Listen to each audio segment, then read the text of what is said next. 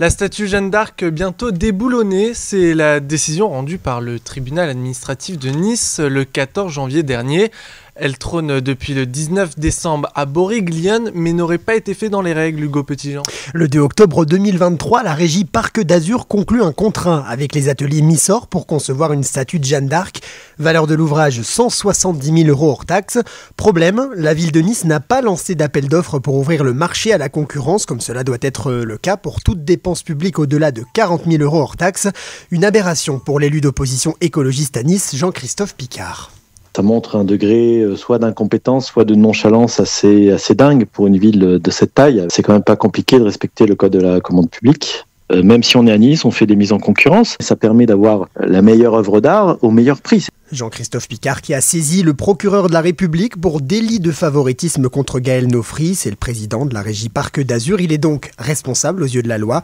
De son côté, le préfet des Alpes-Maritimes a saisi le tribunal administratif pour demander le respect de la loi. L'institution a rendu son jugement, le contrat est annulé et un retour à l'état antérieur est imposé.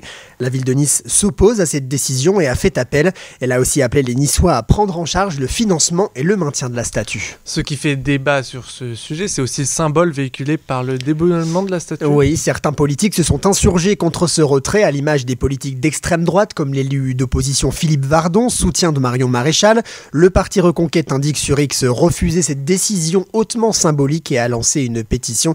Ils estiment que ce qui a motivé le déboulonnement, c'est la volonté de ne pas honorer le personnage de Jeanne d'Arc, figure glorifiée principalement par les personnalités politiques de droite.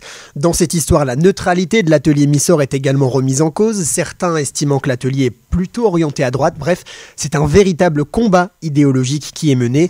De son côté, le président de la régie Parc d'Azur a qualifié cette décision de dérive woke, ce qui a fait réagir Jean-Christophe Picard.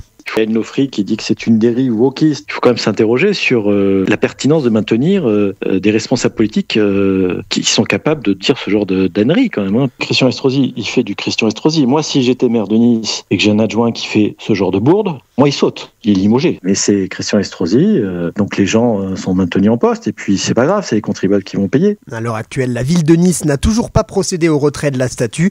Si elle n'agit pas rapidement, le tribunal pourrait la pénaliser financièrement. Elle s'est exprimée dans des communiqués mais n'a pas souhaité réagir sur Exact. La préfecture non plus ne fait pas de commentaires, même si elle précise par mail qu'un courrier préfectoral va être adressé à la régie Parc d'Azur pour lui rappeler qu'elle doit exécuter le jugement sans délai.